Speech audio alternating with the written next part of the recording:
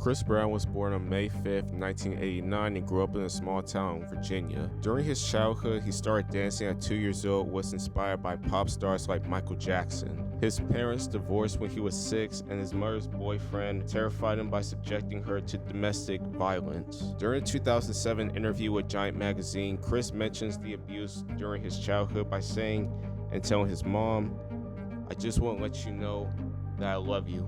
But I'm gonna take a baseball bat one day while you're at work and I'm gonna kill him." In the 2017 documentary, Welcome to My Life, he recalls by saying when he was 6, his mom's boyfriend shot himself in the head, but didn't die. So that's the kind of hatred this guy brings for me, and fear, and stuff like that. So I'm terrified of this man. I would be at home, He blew his brains out when I was 6, but he didn't die. Like, he shot himself in the head, and he went blind and shit. I was 6 years old, bro. Like, the fuck? How does a kid deal with that shit? He began to perform in his church choir and several local talent shows. He even won a talent show at summer camp when he was 11, so, hey, good for him. I got nothing else to say other than good for you, buddy. Good for you. Age 13, he was discovered by a record label called Hit Mission Records, who visited him at a local gas station where his father used to work at. And at the same time, he performed with one of his production manager's son named TJ. Chris was trying to get signed at Bad Boy Records, but Diddy turned him down. Hit Mission provided him with demo tapes called C Sizzle, and it got sent to every record label. He signed with Jive Records in 2004 and released his first studio album the following year. It went number 2 on the Billboard charts 200s and went double platinum by the end of 2006. His single Run It reached number 1 on the Billboard Hot 100s charts, making him the first youngest male artist to do so since Stevie Wonder. In January 2007, Chris landed small roles such as Band Geek in season 4 of The OC and in the movie Stomp the Yard alongside Ne-Yo. He was also the opening act for Beyonce's Australia leg of her The Beyonce Experience tour. In November of that year, he dropped his second album titled Exclusive, and it spent 95 weeks on the charts with hits like Kiss Kiss, With You, and Forever. Now at this point, Chris is at the peak of his career, dropping #1 hits, dropping back-to-back albums, starring in movies and TV shows, becoming as big as his idol Michael Jackson, and working with charities. But it wasn't until one night, one moment, that forever changed how the public view Chris Brown forever. Chris and Rihanna have been linked to each other since 2004. They even shared the same stage together at the 2007 MTV Music Awards. But with so much power and influence at a young age, things were bound to get ugly. Hours before the Grammys started, the two got into an argument over a text that Rihanna saw on Chris's phone, but he tried to deny it, saying that he never saw the text. But Rihanna thought he was lying, so Chris started hitting her, punching her, even threw her face at the car window.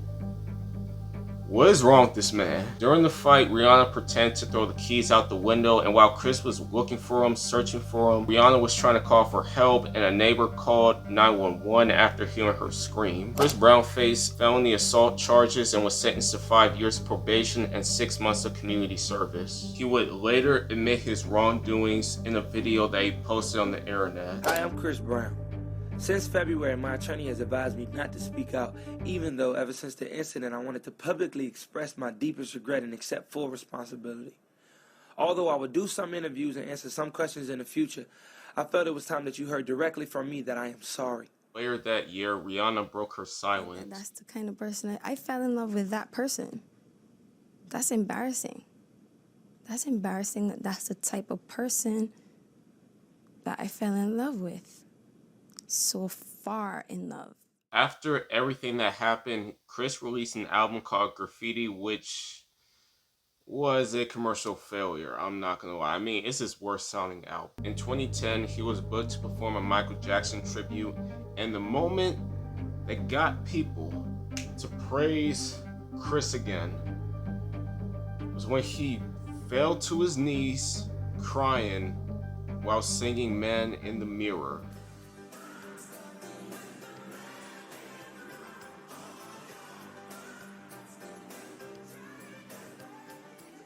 This sparked positive feedback from the community. Him being vulnerable while honoring his idol. It was incredible, and I'm so glad Chris is back. I'm so glad that, you know, people are finally forgiving him and finally, you know, accepting him back into our good graces. I mean, anytime I see him perform or I hear that he's performing, I always expect an amazing performance. And you couldn't look past it. I mean, he's a great performer.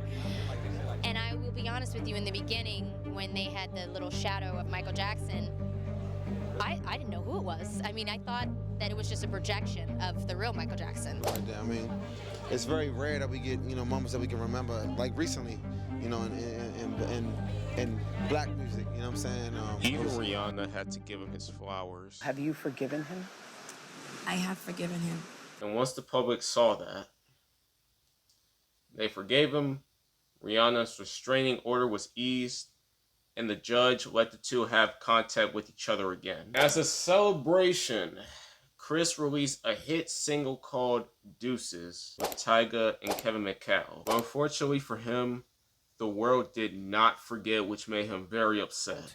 I've been focusing on his album, you know. I think this album is what, you know, I want people to hear and want people to really get into. So definitely this album is what I want them to talk about and not the stuff that happened 2 years ago. After that, he stormed off the set of Good Morning America and allegedly threw a chair at his dressing room window, which caused the glass to shatter. In 2011, he dropped his fourth studio album titled Fame, which stands for Forgiving All My Enemies if you don't know. It went #1 on the Billboard Charts 200, including back-to-back hits like Look at Me Now and Yeah ×3. And this proved that dropping back-to-back #1 hits was enough to look beyond his demons. And as he dominated the 2010s, he would still have a long criminal history, like after the Rihanna incident. Like he would have a very violent criminal history despite all the success that he has achieved in his life. In January 2013, Chris got into a fight with Frank Ocean over a parking spot. Then Chris called Frank a homophobic slur and punched him in the face. Even though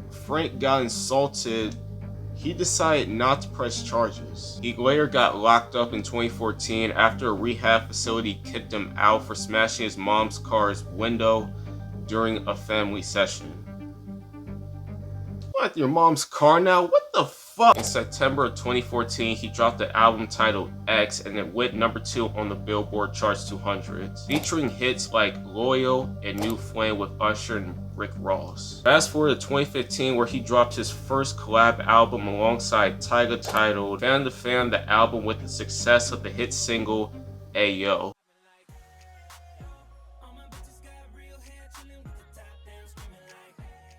In 2016, Chris was investigated by the police after a woman alleged that he beat her and stole her phone.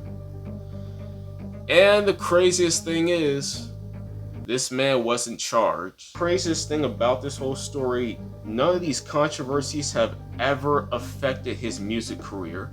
And not only that, other artists were okay with working with this guy despite every crime he committed. Jesus Christ. Like, take this for example. March 2018, where he collabed with Lil Dicky on the song Freaky Friday. Even in the music video, Chris stole the show. Now, the story behind this song, Lil Dicky was watching the movie Freaky Friday and he thought to himself, hey, what if I could switch bodies with another celebrity and see what I can do in their body for like 24 hours? Bam! There you go. That's the story behind the song Freaky Friday. That's how it was made. In 2019, once again, proved that his criminal history had no effect on his album sales. June 28, 2019, he dropped an album called Indigo, and it hit #1 on the Billboard Charts 200, making it his third #1 album, featuring hits like Heat with Ghana, Wobble Up with Nicki Minaj and G-Eazy, No Guidance with Drake, and Undecided. That Drake and Chris Brown feature is actually insane, considering they both date Rihanna. Do these two still collab, or do they hate each other now? I don't know. Fast forward to 2020. Listen, I don't think I need to explain that year, like that's a whole video for itself. Like pandemics, riots, protests, the Black Lives Matter thing. What else? Killer bees, the death of many celebrities. I mean, I just said I wasn't going to explain it. I explained like most of what happened that year. People, I'm sorry for lying to y'all. Please accept my apology. In May of 2020, Chris Brown and Young Thug linked up together for a collab mixtape titled Smile and Be. And the artwork right here, I mean, I could put like two different artworks on the screen, and yeah, they both look insane. And one of the tracks off the album, Go Crazy, went #1 and stayed on the charts for 52 weeks. There's even trends on Instagram and TikTok of doing the Go Crazy challenge where people got out of their cars. I mean, listen, if y'all remember, everybody was doing it, including Chris himself. Back, bring it back. Let's go. Let's go. Hey. Hey. What? Hey. Come on. Down. Tap with it. Hey. Oh. Let's go. Yep. Oh. Yeah, I remember a New Year's party and DJ was playing the song, and I think my mom and my brother got on the dance floor and started dancing. I'll stop. Look, it was a big hit. The song was everywhere. Even got remixed the next year featuring Future, Lotto, and Lil Durk. I'm not gonna lie, Future was killing it. Not only that, he was also featured on the song Baddest with Young Blue, I think that's his name, and 2 Chainz. Yep. Despite his whole criminal history, he was still dropping hit song after hit song, hit album after hit album. In 2022, he dropped his next album titled Breezy, and it hit #4 on the Billboard Charts 200, with the song Iffy going crazy on the charts. Fast forward to late 2023, where he dropped his next album, 1111. And while he's not pushing as many units as he once did, he is still like one of the most highest successful artists, R&B singer of all time. This shows us that fans really don't care about his criminal history and will still love his music regardless, versus people who are actually separating the art from the artist and just looking the other way like, nope, I'm not.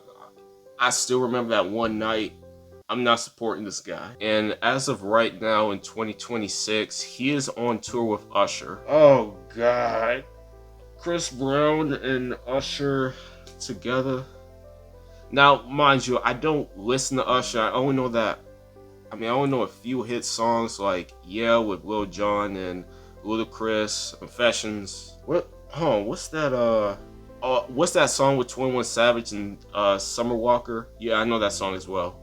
I mean, other than that, I don't really listen to Usher's music. I only know a couple of hit songs that he's known for, and seeing these two on stage together, and oh my God, and knowing that in a couple of days he is going to be in my hometown, Detroit, Michigan. I already know that stadium's gonna be packed. I can see it right now. What is it? I was gonna say billion people in the Little Caesars Arena. Well, regardless, people, yeah, Chris Brown is still one of the most successful artists, R&B singer. Hold on. Wait a second. I think I got that backwards. Hold on. To this day, Chris Brown is still one of the most successful R&B singers / rappers of all time. Regardless what you think of him, regardless of his criminal history, he's still successful, and I'm pretty sure he's still gonna continue to have success throughout the rest of the 2020s decade. Well, ladies and gentlemen, that's gonna be it. Thank you all for watching. Comment, like, subscribe, turn on notifications so you won't miss another video from me. Follow me on Instagram, TikTok, Twitch, all links down there in the description below. I'm gonna get out of here. Have a great rest of your day, night, evening, wherever time you're watching this, and have a nice and blessed day.